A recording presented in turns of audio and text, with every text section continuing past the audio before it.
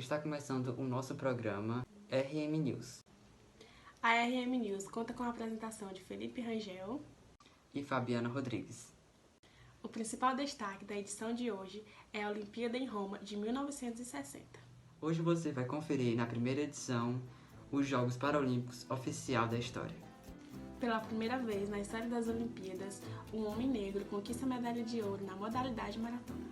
Mulheres na conquista pelo direito de competir. No atletismo, eles são os seus principais destaques, Ademar Ferreira e Vilma Rudolph.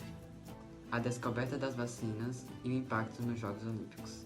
A produção e o consumo de energia no período das Olimpíadas. As Olimpíadas de Roma trouxeram consigo um marco para os competidores portadores de algum tipo de deficiência, sejam elas sensoriais ou físicas, os Jogos Paralímpicos. Fique agora com a repórter Vitória.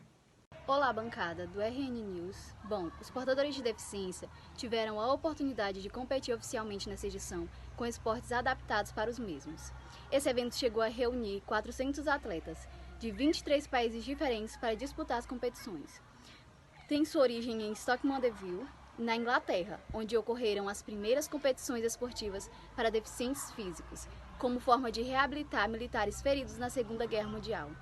E com o seu grande benefício, foram incluídas nessa edição das Olimpíadas. De uma substituição a uma conquista de Abebe Bikila com a medalha de ouro na modalidade maratona.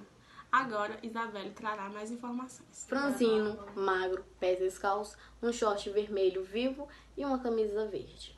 Carregando o número 11, Bikila havia sido incluído na equipe de maratonista no último momento, no lugar de Walmir Biratu, que tinham quebrado o tornozelo em uma brincadeira de futebol. Os obstáculos foram superados e Abebe Bikila conquistou a medalha de ouro na maratona dos Jogos Olímpicos de Roma em 1960. Tornou-se o primeiro competidor da África subsaariana a ganhar uma medalha olímpica, mas, sobretudo, o primeiro atleta a vencer uma maratona com os pés descalços. Além dessa proeza sem precedentes, a vitória foi um marco para o povo etíope, colonizado alguns anos atrás pela Itália. Uma analogia do crescimento de número de mulheres atletas no período de 1956 a 1960. Com o sucesso de estreia, a atleta que mais se destacou nas Olimpíadas foi a Larissa Latinin. Foi um sucesso de estreia. Com apenas 21 anos, Larissa fez sua estreia nos Jogos Olímpicos de 1956, em Melbourne.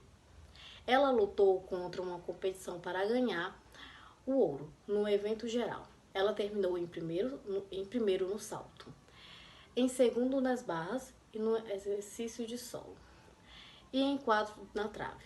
E também levou a União Soviética à vitória ao evento por equipe. Larissa defendeu seu título geral e ganhou outra medalha de ouro no evento por equipes. Ela também ganhou uma segunda medalha de ouro no exercício de solo, pegou medalhas de prata nas barras e na trave de equilíbrio, uma medalha de bronze no salto, uma verdadeira estrela das Olimpíadas.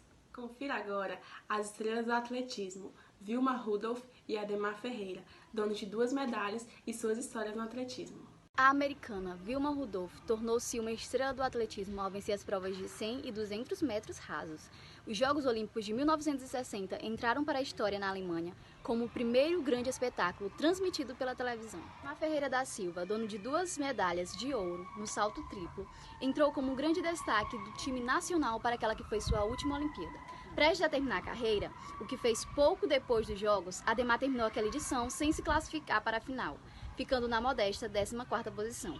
Ainda assim, foi muito aplaudido no estádio olímpico. Mais tarde, viria a explicação para sua atuação abaixo da média. Ele disputou a prova com um princípio de tuberculose. A doença foi causada principalmente pelo vício de fumar.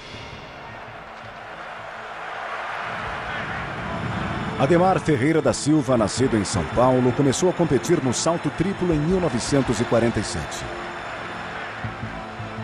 Na Olimpíada de 1952, em Helsinki, ele chegou na final dessa modalidade. A descoberta da vacina e a fundamentação para o combate à doença na história da medicina. Em 1998, que o termo vacina surgiu pela primeira vez graças à experiência do médico e cientista inglês Edward Jenner, que, ouvindo relatos de trabalhadores da zona rural que não pegava varíola, pois já havia contraído a varíola bovina de menor impacto no corpo humano, ele então introduziu 2 vírus em um garoto de 8 anos a perceber os rumos que tinha de fato base científica.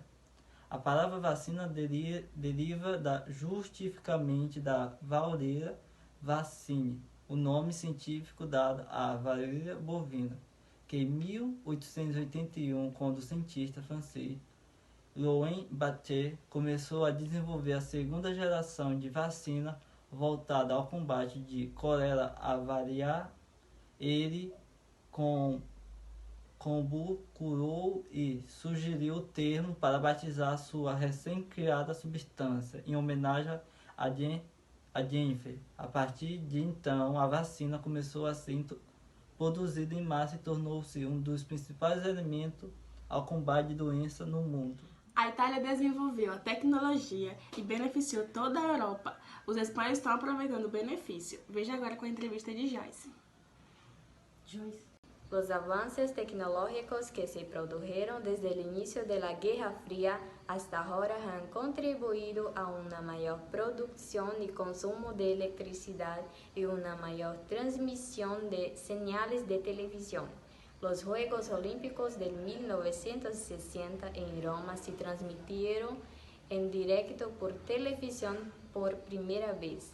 Según el sitio web oficial del COI, Comité Olímpico Internacional, más de 200 millones de personas asistieron a las competiciones en 18 países europeus. Obrigado pela atenção e essas foram as notícias de hoje.